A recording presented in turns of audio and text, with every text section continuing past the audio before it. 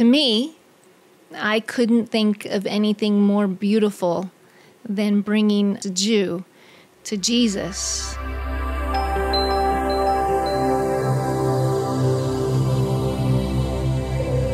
In my adult life, my focus turned specifically towards Jews.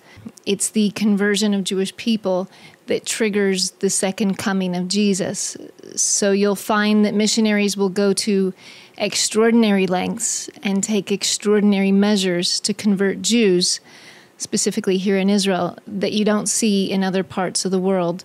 The technique in reaching Jews was much more involved because it required learning a whole new way of presenting and speaking. Let's face it, the name Jesus Christ and images of crosses don't invoke any warm and fuzzy feelings within Jews. There are training manuals. Here's one. It is How to Share the Messiah. It's an entire manual on useful things about Jewish people, telling about the culture, what subjects to avoid talking about, what you should talk about. And in the middle of this book, there's a handy little card that you can carry around with you in case you encounter a Jew.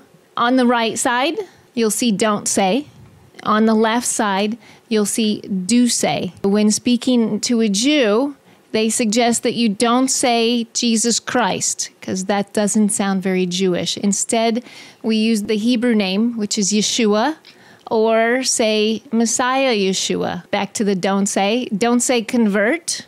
Every Jew knows that converting is a bad thing. So we say become a Messianic Jew or a completed Jew.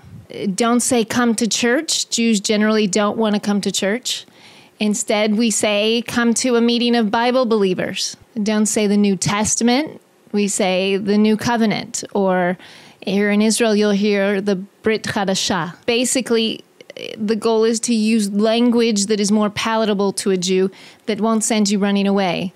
The most important part of sharing Jesus with a Jew is ensuring that that person understands that accepting Jesus as their Messiah doesn't mean that they're abandoning their Jewish identity. After all, Jesus was a Jew, so accepting Jesus as the Messiah is actually the most Jewish thing you can do. Of course, before you can use this technique, you have to encounter a Jew. You have to meet a Jew. I went about that by trying to embed myself in the Jewish community. Honestly, it wasn't very hard to do.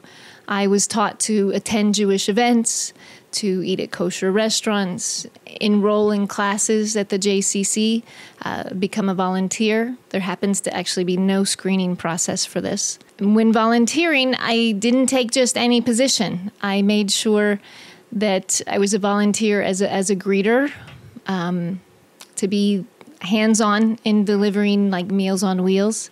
And I made sure that whatever I was doing, it was a role that would actively allow me to engage with Jewish people and meet people, to become recognized and a friendly face among the Jewish community. Once a relationship is formed, naturally, religion comes up in conversations. The Jews that I befriended never felt like they were proselytized because I did it in such a way that they were the one to ask. Even though I was intentionally leading them to that in every discussion, their guard is down and they don't feel like you're pushing something on them when it's just a friendly conversation and they're actually the one to ask. This technique alone of just the language worked very well on less affiliated Jews. Really came to more problems when I encountered more religious Jews. I happened to be fascinated by the Orthodox world. I was inspired by how committed they were to the traditions and the rituals. I had been taught that all of the rituals in Orthodox Judaism were very empty and that they had no meaning and that Jews didn't really have a relationship with God like a Christian does. Because as a Christian, I knew it's impossible to have a relationship with God if you didn't have forgiveness for sin, which of course was only through accepting Jesus. So to me, I couldn't think of anything more beautiful than bringing a religious Jew to Jesus.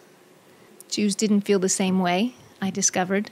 In fact, a lot of religious Jews that I encountered at least had some sort of knowledge of the Bible. These Orthodox Jews, they weren't going to fall for any emotional plea or simply repackaging Jesus with a Jewish flavor like I had been doing. To reach Orthodox Jews, I had to really learn how to argue the text, and those are the verses in Tanakh that I believed proved Jesus was the Messiah.